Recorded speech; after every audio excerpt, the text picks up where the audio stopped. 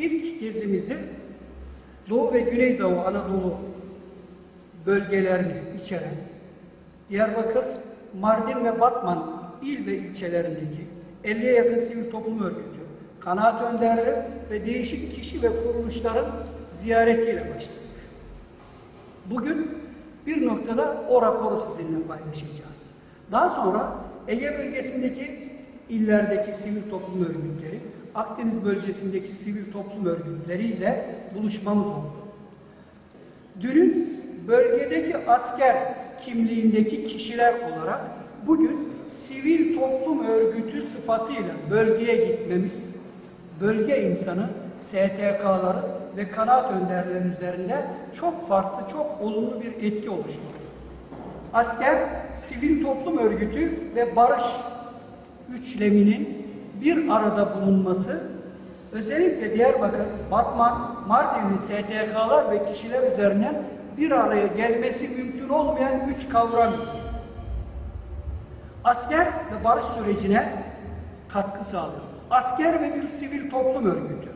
Ve bu konuyla ilgili konunun hassasiyetini anlamanız açısından şunu diyeyim. Diyarbakır'daki yaptığımız toplantıdaki İnsan Hakları Derneği'nin başkan yardımcısının gözü dolarak dünün askerlerinin bugün sivilleşmiş kimliğiyle bölge barışına katkı sağlaması hakikaten bizi duygulandırdı şeklindeki ifadesini sizlerle paylaşmak istiyoruz.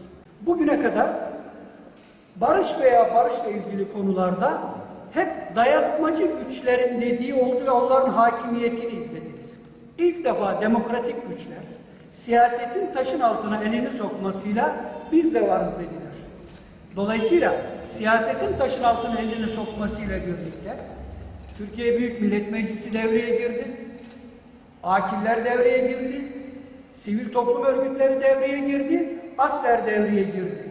Ve biz Adaleti Savunanlar Derneği olarak diyoruz ki bu olay sadece akil insanların veya sadece iktidardaki AK Parti'nin bir meselesi değil, milletin meselesi olarak topyekün sivil toplum örgütleri barış sürecinde biz de varız dediğimizde göreceğiz ki kendiliğinden barış süreci oluşmuş olacaktır.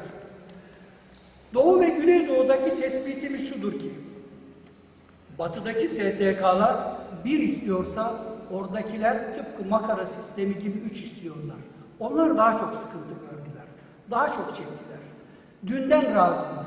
Reyhanlı'da raporu sizinle paylaştığımızda şunu göreceksiniz ki, tıpkı Medine dönemindeki Ensar ve Muhacir dayanışmasının en güzel örneğini göreceksiniz. Rapordaki tespitimiz. Bir insan düşünün, evinin yarısını Suriye'den gelen kardeşlerine versin. Reyhanlı'nın 60.000 nüfusu var. 40.000'de mülteci gelmiş. Çoğu birbiriyle akraba.